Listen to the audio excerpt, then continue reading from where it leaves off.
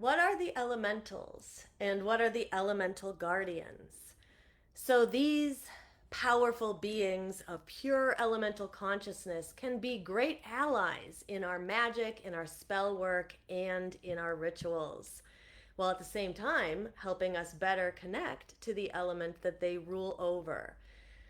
So, Merry Meet, I'm Aislin. This is Ask Aislin. We are here tonight talking about the elemental guardians and the elementals. So, Merry Meet, and I see Kurt is in the chat. Hello, Kurt. It sounds, hopefully the sound is okay now. If you're with us live, go ahead and leave questions and comments in the chat. As always, we will have our Q&A at the end and we're going to dive in. So, Merry Meet to those joining us. Say hello in the chat. So, we're going to start by talking about the elements, what the elements are, and then from there we'll move into elemental beings, and then we will talk about the elemental guardians. Just saying hello to a few more joining us tonight. Cersei is here, Merry Meet.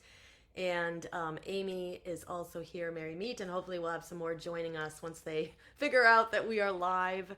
And gratefully, I thought that with Mercury retrograde ending yesterday, I thought we would be in the clear. But as some of those of you may know, oftentimes the moment of the retrograde as the planets move retrograde in those initial kind of day or two that happens, and then when they go direct, sometimes there can be disruptions in whatever that planet rules. In this case, Mercury ruling communication and technology. I thought that would be over, but clearly we had some issues tonight. But here we are live and everybody can hear what I'm saying. Jamie says she loves my shirt.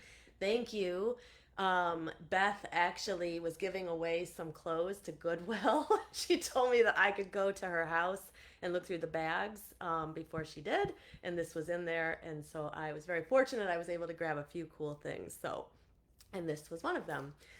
All right, so let us start by talking about the four elements. So this will be review for many of you, but for those of you who are newer to the path, this will not be necessarily review, and will help give us a foundation of what we need in order to then talk about the elementals and the elemental guardians. And saying hi to Chelsea, she's also with us. Merry Meet, welcome everybody. I literally did nothing. I just played around with the computer until the sound worked. I think there's just some major issues with the internet right now, and but now we are here. So let's dive in. Four basic elements: earth, air, fire, and water. And in some systems, they will include the element of spirit. Oftentimes, when the element of spirit is included, like in more Eastern systems, it is thought that the element of spirit gives birth to the other four elements, that they come from it. And so in some ways, there's a bit of hierarchy between that. And in some cases, when we work with the element of spirit, in some traditions, we may think of kind of universal energy descending into the god and into the goddess, and then eventually into the deities, and then eventually into kind of the spirit element, and then eventually into the other elements. And then this is basically how energy, how the etheric plane becomes manifest in this world. Now, it is important when talking about the elements to remember that they are not literal substances. So the element of water, when we talk about the element of water in magic, and water are not necessarily the same thing. And so in some traditions or in some workings that people will do, they will actually intentionally charge that physical thing, making it sacred. They might do some kind of a consecration to make it sacred, to set it aside as being of that pure elemental energy. In most cases, we think of the elements as archetypal energies, but other people might say, here's like kind of another way of looking at it, is if you kind of think about the 120 or 30 so known elements of Earth that we would see on the periodic table, for example, those are the building blocks of the material world, right? The physical world. So on the kind of the flip side of that, we might think about the building blocks of the energetic world or of the etheric world as being made up of the four elements that we work with in our magic, and you can throw in spirit if you want to as well. Now, every element, of course, has a physical form. So, for example, using what I said about water, we have the element of water, and then we also have physical water as well, the physical form of water. So, when we're thinking about kind of physical water, it's easy. We know what water is, right? But the element of water, or the water elemental, will have some of those similar characteristics. So, water is cool and flowing. So, water elemental energy is cool and flowing. It has those properties. Water can be cleansing and clearing. So, water elemental energy has that same property, cleansing and clearing. It is soothing, right? We know just getting in a bath or standing under the shower or swimming in the pool or wading into the ocean, very soothing for the soul and for the emotions. And so, the elemental energy of water also has that same quality. Um, uh, and finally, water has the ability to take the shape of its container, and the elemental energy of water has that same quality as well. Now, most of the time, we want to keep the elements within us balanced, right? So we talk a lot about balance in witchcraft. We talk about I've got too much water, I've got too much fire, not enough of this or that, and so we're trying to find some way to bring elemental balance to ourselves. But sometimes we want to embody one specific element for a very specific purpose, and that's where working with the elementals can be important and can aid our work. So the elementals exist in the elemental plane, just as the name elemental plane says. Now, this is not a plane that we can physically travel to necessarily, though some parts of the earth are going to be more or less steeped in certain elemental energy. So the reality is if you, so even going to the ocean, for example, you are going to find all four elements at the ocean, but oceans are going to have more of the water elemental energy than they're going to have of any of the other elemental energies.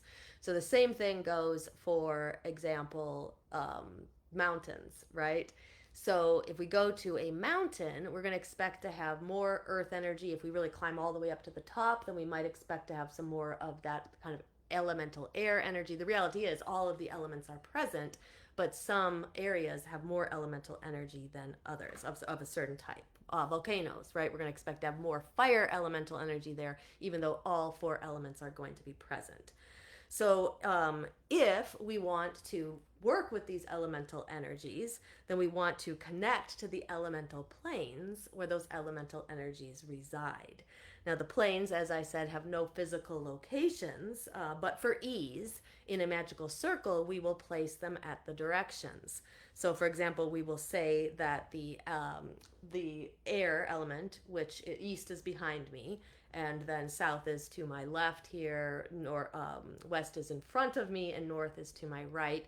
So when we face east, if your tradition puts east and air at the same place, then we would say that that is the beginning of the elemental plane of air. And so if I were to turn to face the south, then I would say that is the direction, or that is the beginning of the elemental plane of fire. So we basically put these elemental planes for ease at the corners, or sorry, I should say the quarters of the circle. And then on top of that, we have elemental beings and elemental guardians who live at these planes and in these elemental realms. Now, just as elemental energy is pure energy of that one type of element, the elemental beings are pure consciousness of that one type of elemental energy.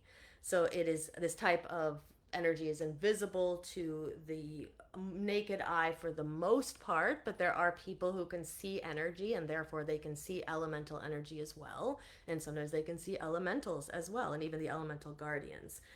So what tends to happen is that they vibrate close enough to Earth, so the elementals have vibrations that are close enough to Earth that they can, especially if we have the physical representation of that element nearby, which is the reason why we like to represent the four elements in the circle, then we're going to have a better chance of being able to connect to these elementals, because we are sort of bringing our vibration closer to them. We are offering things in the circle that have similar vibrations to them, and like attracts like, and this helps the elementals be more present in the circle, and therefore also elemental guardians if you choose to call those as well.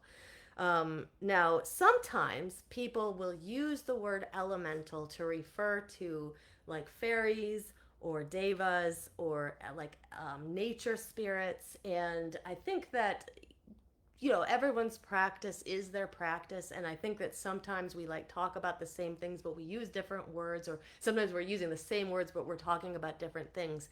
And the reality of all of it is it probably doesn't really matter, because your practice is your practice, and what works for you works for you. But typically, fairies, devas, nature spirits are more closer to us in sort of an energetic evolutionary standpoint.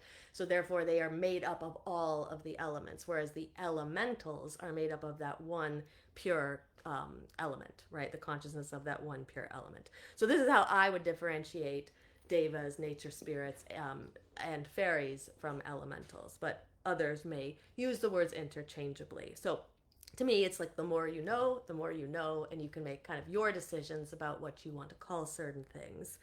But most authors will agree that these kind of higher elevated beings are composed of more than one element. Now, so one question to ask ourselves is, why do the elementals exist? So why are they here in the first place? Why do they come when they are called? And by the way, too, anybody who is who works with elementals, who works with elemental guardians, elemental beings, whatever you choose to call them, we'd love to hear from you in the chat too. Let us know how you work with them, which ones do you work with. So why do the elementals exist? Why do they come when they are called? So some say this is simply their purpose. It's kind of like, what is the purpose of the sun? The purpose of the sun is to rise and to set and to create energy for the universe, or at least for our solar system, right? And other suns create energy for their own universe, or I should say their own solar system. So sometimes people say, well, that's just the purpose of the elementals, is just to be here, to come when they're called, to kind of show up when more of that element is in existence in the physical plane where we are. So we light a candle and we expect that the fire elemental will be there, right? We have a bowl of water and we expect that the water elemental will be nearby. So it's kind of a simplistic way to answer it, but it is one that many authors will say the same. It's just nobody really knows exactly why. If we knew all the mysteries of the universe, we'd be much more elevated and enlightened than we are. But what we do know is the elementals are here and they're available to work with if we want to kind of progress our practice in that way. So let's just talk about the earth elementals. We'll talk about each one in turn, and then we're going to move on and talk about elemental guardians. So the earth elementals are called gnomes.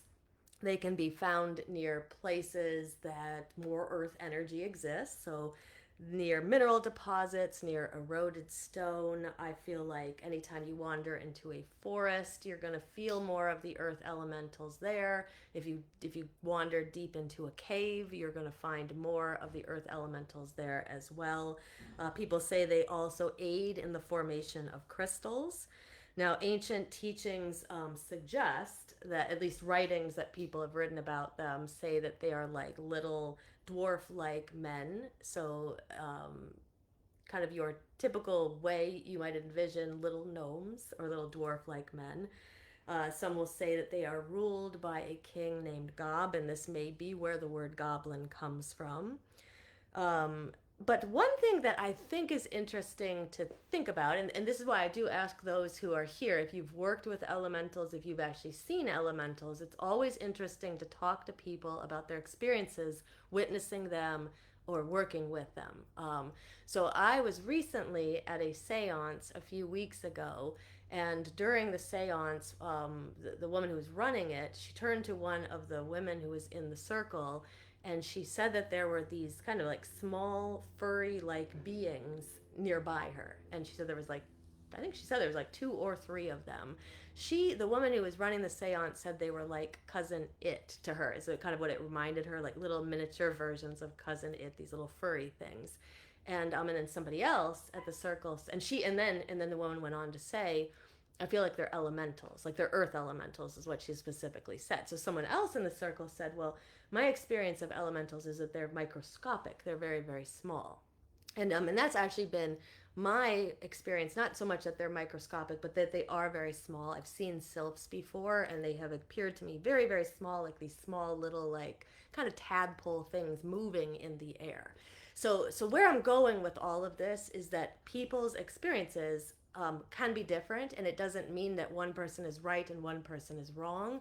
The woman who saw kind of these beings, these little furry beings as gnomes, as earth elementals, and then the person who says, well, no, they're more like these microscopic, energetic kind of beings. Neither person is right or wrong. They're both calling them gnomes. They're both calling them earth elementals. One of them may be seeing something different than the other, but I think the important thing is to kind of see how do they show up for you.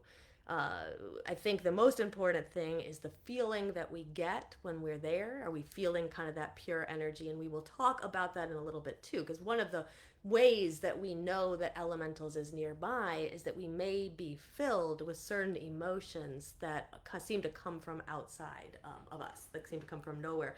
Because these elementals are such pure energy of that element, it's hard for us to quite understand that. So, for example, undines, which we're going to talk about. Let's actually talk about undines next. I have us talking about the sylphs, but we'll talk about undines next because undines can sometimes, when they're nearby, make a person feel overwhelming emotions that seem to come out of nowhere, and this can be a sign that these are undines, that they're elementals of water that are nearby.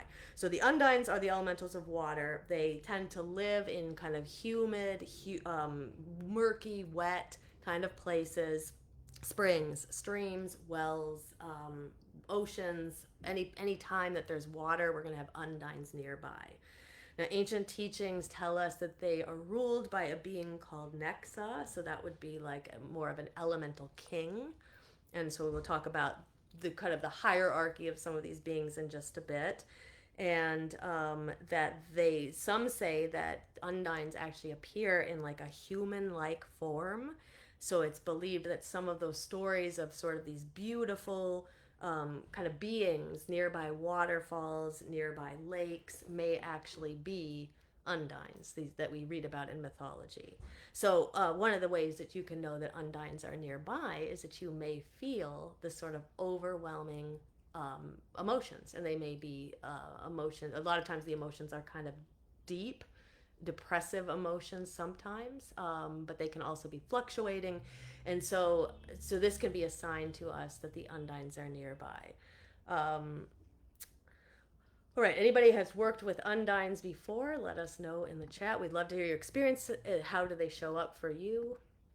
And then I'll talk about the sylphs as well. So sylphs are the air elementals. Sylphs are often, can be reflected in the clouds that are passing by or the blowing of the wind. So one of the best places the person can go to connect to sylphs is to go somewhere where it is windy. Ancient teachings suggest that they are ruled by a being called, why can't I remember the name? Peralta. And they say that they are fairy-like kind of creatures in some ways. So, but again, like I've said earlier, I think, at least in my opinion, I think it's important to say that these are not synonymous with fairies, because again, fairies are beings more like us that are composed of all the elements, and these, on the other hand, are composed only of air elemental energy, said to be ruled by a being called Peralta. And so, as I said before, I personally have seen them, and to me, they look like these, I wouldn't say quite microscopic like that other person at the seance was saying, but they're very, very small, and they look like these little tadpoles that I can see sometimes in the air. I've often seen them when I'm like flying on an airplane. I'll see them when I'm up at the top of a mountain. I might see them when it's especially super windy here. But again, just because that's how they appear to me doesn't mean that they can't appear a different way to someone else. And then that brings us to the fire elemental salamanders. So they are through their activity, it is said that fire exists here on Earth, and it was brought to humankind. There are stories that say that.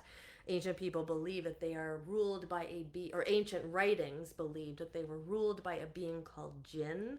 and that the first fire elementals to befriend humans were the ones who taught humans how to use fire, gave them the idea that you could use fire.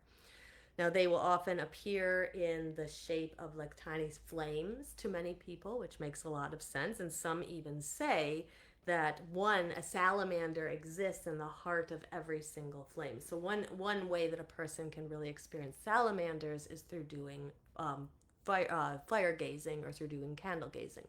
Now, just because you do fire gazing or candle gazing and you feel that you don't see them, that doesn't mean that they're not there. And it also doesn't mean there's anything necessarily wrong with you, because not everybody can see them. And like I said, like I've only really been able to truly witness the sylphs. I don't feel that I've ever seen any of the other elementals, but yet I know that they exist. And so at least in my mind, I can imagine what they look like. Now, with fire elementals, so kind of how we mentioned about undines, and when there's a lot of water elemental energy near you, and you're sort of experiencing that pure water elemental energy, a similar thing can happen with fire elemental energy. We can feel emotions overcome us, and sometimes those emotions are hotter emotions like agitation or anger.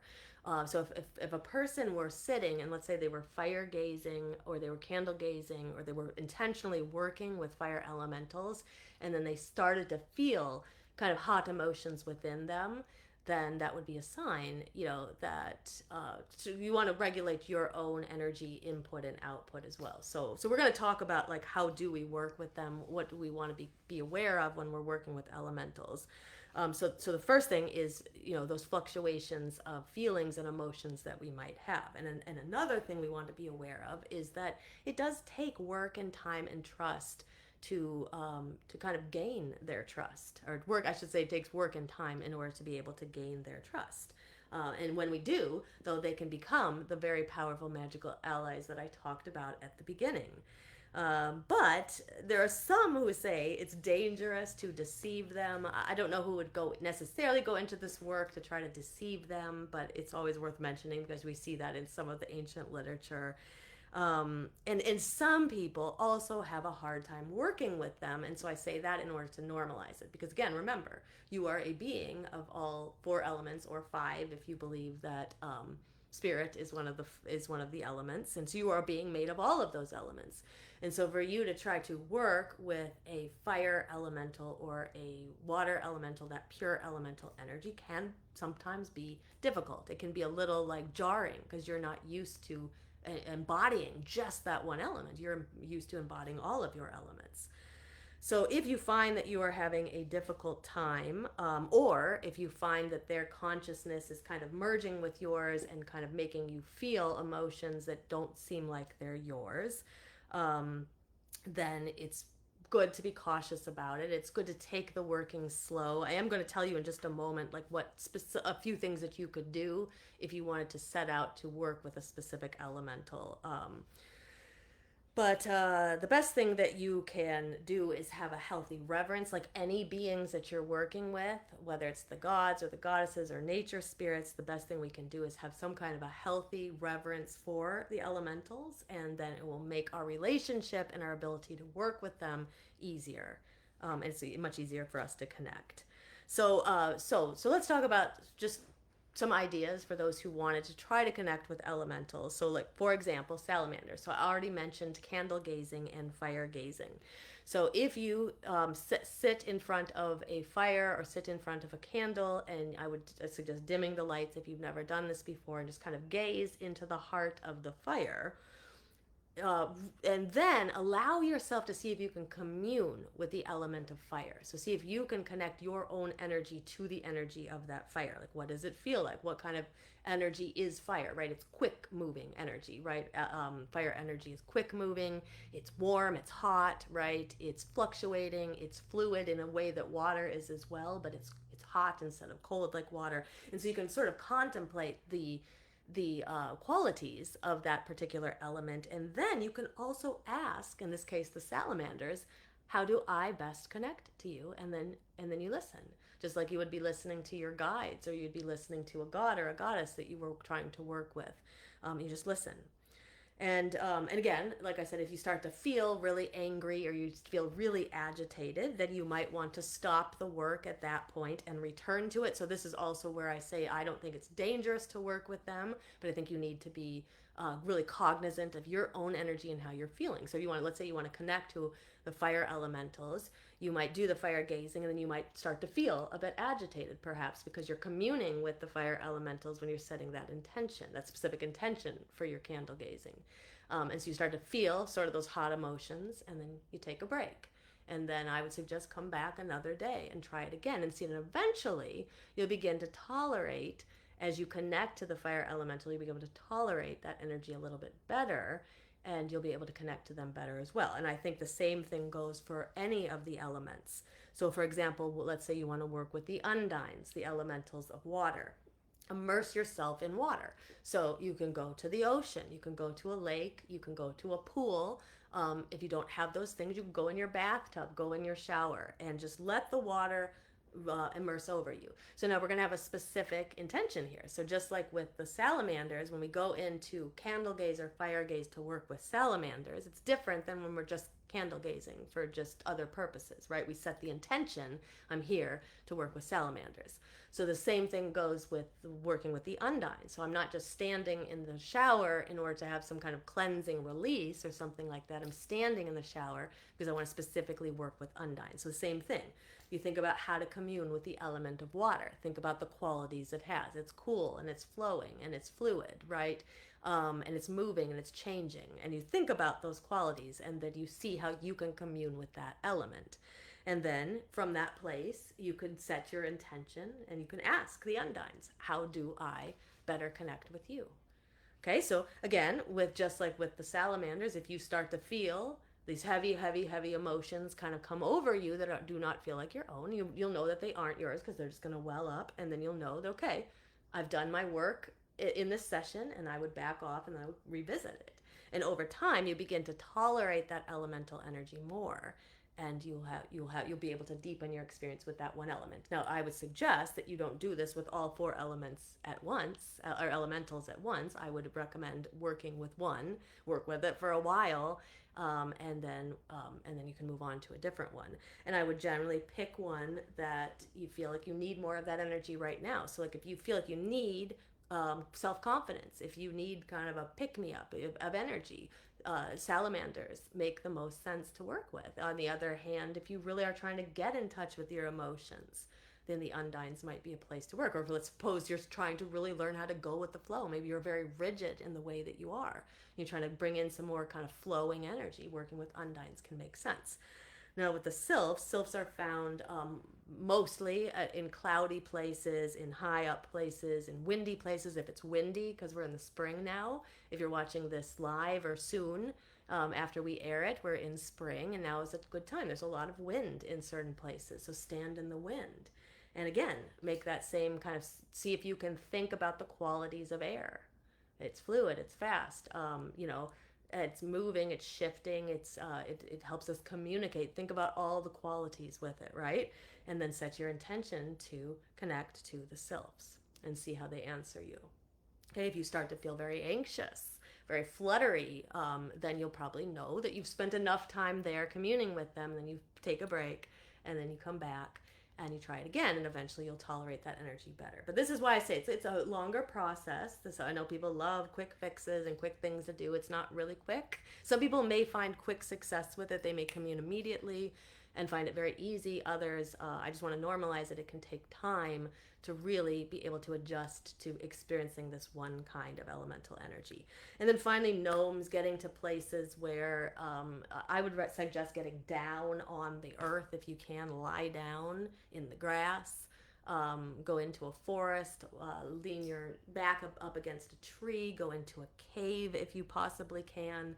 Places where it really feels steeped in earth energy. And again, you do the same thing. You think about the qualities of earth, you commune with the energy of earth, and then from there ask the gnomes, how do I best connect to you? And I think if you start to feel kind of like very sluggish energy kind of washing over you, that would then be a sign that you've spent enough time there. Take a break and come back, and then try to reconnect with them at a different time. Now, elementals, as I mentioned earlier, they function at a higher vibrational rate than the earthly substances that are connected to them. So, for example, water elementals are going to vibrate at a higher rate than water itself.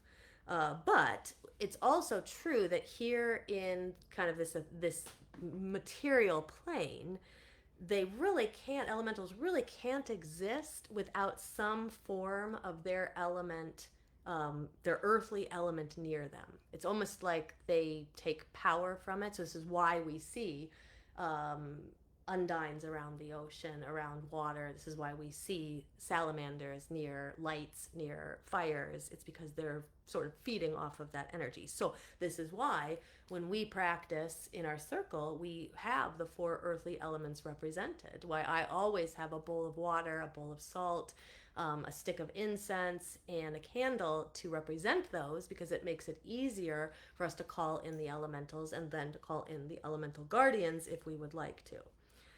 So that's going to shift us to the elemental guardians. So let's talk about them now. And a few others have joined us. I see Sabrina's here, and Jenny, Mary Meet, and Sue, and Tommy, and Stephanie. Mary Meet, everybody. Okay, so elemental guardians. So there appears to be a hierarchy in the elemental realm. So we have elemental energy, which becomes the elementals. So that's when it coalesces into kind of these beings, right? And then from there, it can eventually coalesce into higher beings, which we would probably call the guardians. It seems that some elementals may be in like an evolutionary state, just like we are, trying to evolve to higher levels of being. It seems like they also are, and as they do so, we wouldn't necessarily say they become more powerful, but maybe it makes it easier to connect to them. So this is why many times ancient traditions say that the four quarters are connected to these different beings, and we look across cultures and we look across traditions and we see it over and over and over again, and many times these beings that are connected to the four quarters are very similar, but they might just be called something different because of the region that they're coming from. So for example, the Norse say that there are four dwarves that hold up the four corners of the world. The Egyptians have the four sons of Horus. The Greeks have the four kings of the winds, right? The guardians of the winds. There's the archangels as well. There's a similar system here with Gabriel in the east, Michael in the south, Raphael in the west, and Uriel in the north. So modern witches and magicians call upon elemental guardians to help us open up gateways at these elemental planes. So these beings will help us bring in just the right amount of energy of that element to help keep the balance of the elements within the circle. So I guess the idea here is that do you need to work with the elemental guardians when you're casting a circle? Absolutely not. And sometimes it kind of depends on what you're doing. So sometimes I will just call in I'll just call in the element. Sometimes I'll call in elementals, but sometimes I find that I want the guardians here. I want the extra support, and so I will call in the elemental guardians. So some call the guardians watchers, some call them watchtowers, some call them the guardians of the watchtowers. The watchtowers appears to be a term that is borrowed from ceremonial magic. Sometimes people say it's inaccurately borrowed, that we use the word the wrong way. But in modern witchcraft, you will hear people call them all the time. I have them written in my quarter calls, and sometimes in ceremonial magic, the archangels can be connected to the watchtowers as well. I personally don't work much with angels in my practice, so I don't call them. But it would make a lot of sense for somebody who's connected to them to be calling those at the quarters instead of calling in a different type of elemental guardian, for example. Our magic, like I said, magic can absolutely exist, and the circle works, and your spell work and your rituals work without the guardians, but sometimes people find that their experience is heightened when they are there. So, like I said, there could be various reasons why we would call them or not call them. And sometimes people feel it adds an extra level or layer of protection. So maybe you're doing a ritual outdoors in a public place and you want more protection than just in your bedroom. And so people will want that formality of calling the watchers or the watchtowers or the guardians, right, of the elements. The other times people may feel like, especially if somebody was doing a ritual that was very steeped in the elements anyway, calling the guardians or the watchers or the watchtowers would make a lot of sense then. And then sometimes it's just your magic is a little bit more formal anyway, and it just feels good to call them. I personally like calling them, and if I'm doing a working of just my own something quick, I might not. I might just kind of face each of the directions and sort of call in that elemental energy. But if I'm leading a big ritual for people, you better believe I'm probably going to be doing something bigger, calling them, right? Just because it adds, it can add drama in some ways to the working, but it just people feel that their experience is often elevated and heightened when more energy and more beings are there, right? These magical beings that join us at the gateways. So how do you call in the guardians? So there's several different ways. You can call them in through evocation. So you can write an evocation, or you can find many online, and you face the quarter, and you will call in the evocation. A lot of times people will light a candle, and then personally, I like to also do some visualization. So many of my quarter calls that I've written have some um, imagery to them. So it talks about different colors. There's certain imagery that is there to evoke the people who are listening to the quarters being called, to try to evoke that same imagery in their minds, because there's, in a lot of ways, we strengthen what we are doing by doing it in a variety of different modalities, right? So we speak it out loud, we activate the throat chakra as we evoke those elements, right? And then we visualize. So we use a different sense when we visualize and we see them. And so if you find quarter calls, or you write quarter calls that have a lot of visualization in them, that can be even more powerful for those who are listening. Sometimes people will use different gestures to call them in. So in our tradition, sometimes we will use the mudras, the elemental mudras, which are hand gestures, most of the time hand gestures, but can be other gestures that might use your arms as well. And these will also evoke the elements that way. So you can do more than one thing, and sometimes people will use tools. So what we do, especially in our larger public rituals in person, we have elemental altars that we set up at each quarter. And we will have the candle of that quarter on there. We will have different items that are associated with that element there too, because remember, items of the material world associated with the elementals help bring the vibrations closer to one another, help us evoke them better. And then they also create a focal point for the energy, for people to kind of direct that energy to, as we're calling in and we're evoking this being. If it's a group doing a ritual, it can be good to try to have everybody visualizing the same thing.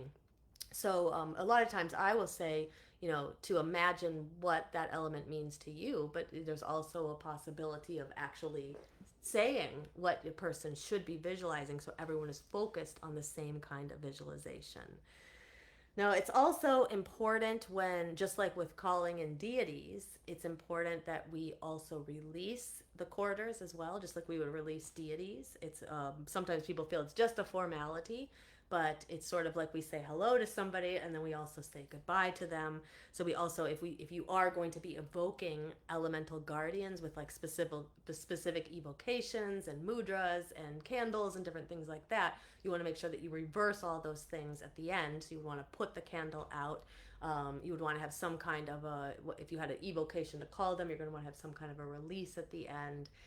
Perhaps if you did visualization when you called them, you'll want to have a visualization at the end. So you want to kind of undo what you did when you do your releasings.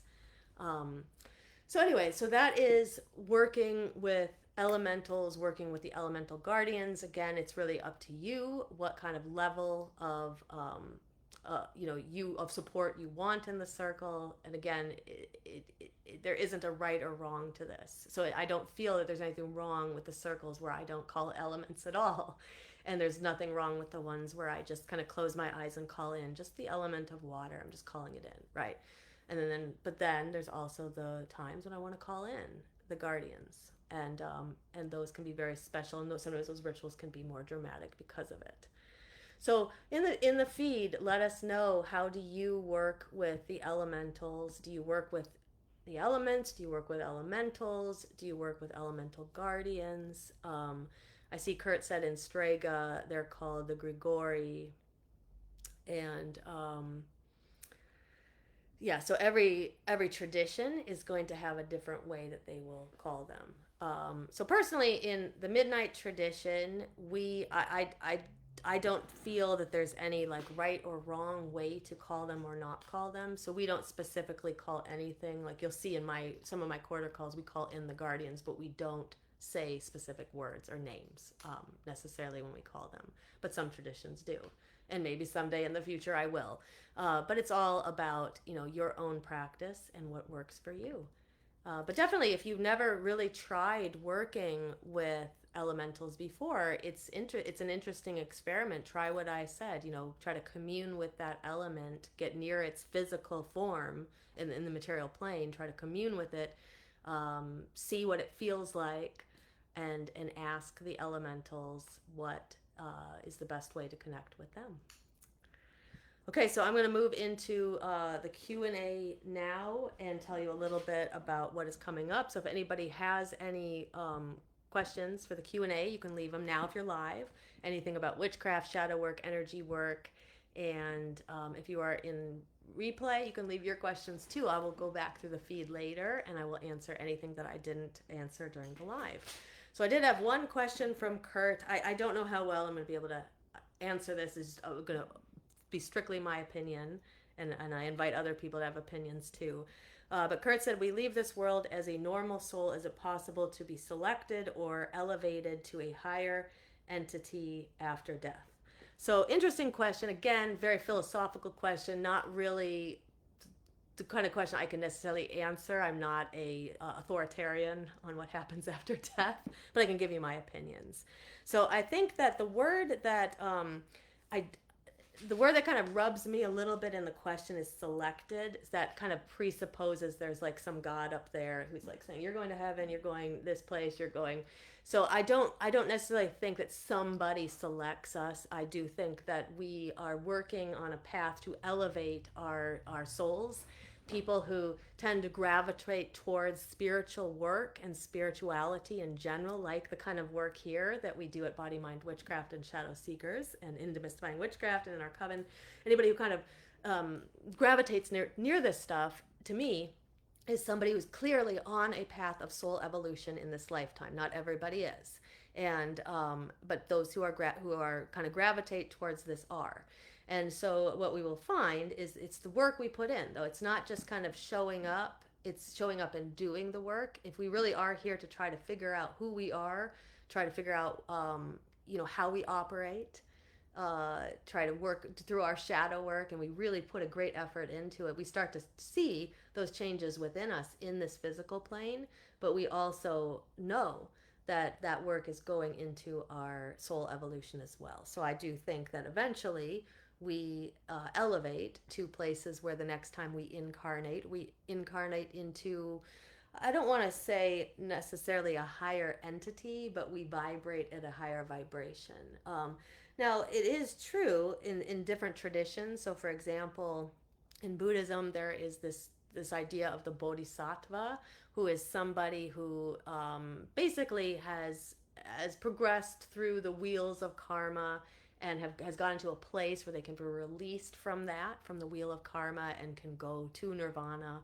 And sometimes people choose to stay behind on earth as a bodhisattva, who is simply a being who is here to kind of help guide others. They're done with their own soul evolution, but they are here to guide other people. They say that some say Kuan Yin was like the first bodhisattva. She was able to like be released from the wheels of karma, but chose to come back when she heard the crying below her on earth. She said that she would not leave until everyone had stopped. All the suffering had stopped in the world. Otherwise, she would stay here as the bodhisattva.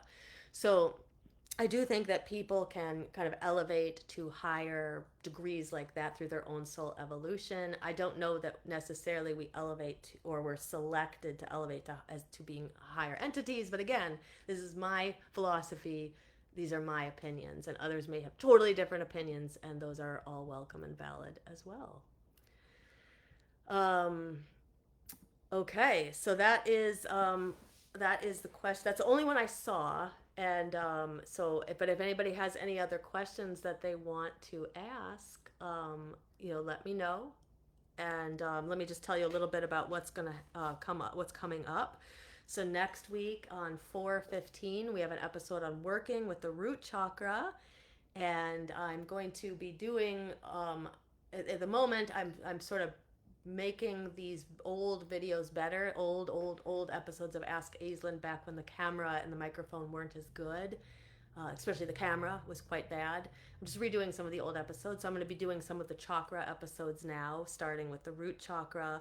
On 4/22, I have a question mark on the calendar. I don't know what the topic's going to be yet, but we will decide that soon. And then on 4/29, I have an episode coming up on celebrating Beltane, because Beltane will be right around the corner at that point.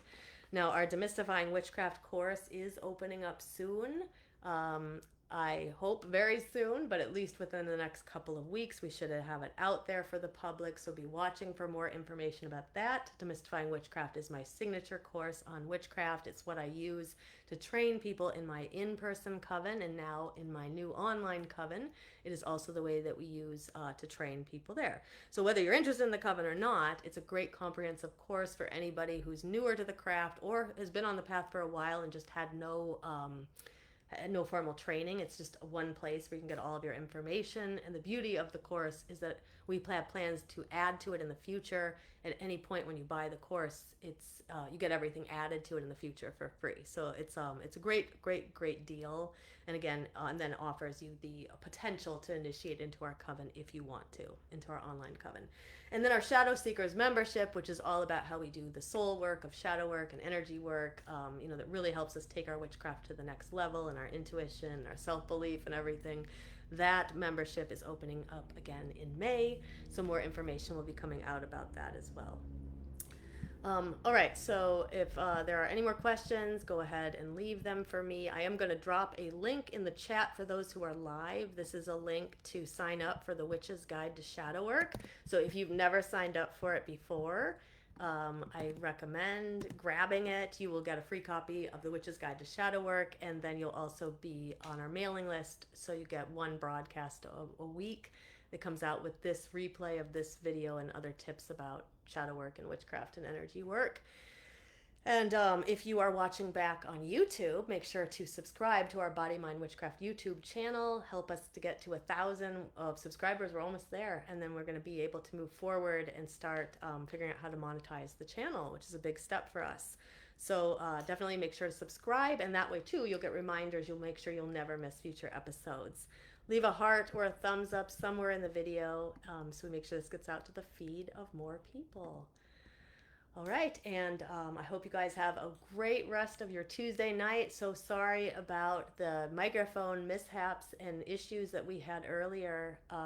Let's just hope. I'm hoping it's just Mercury retrograde, but we're going to look a little bit more into it. And as always, I love spending Tuesdays with you, and I will see you next week. Until next time. Blessed be.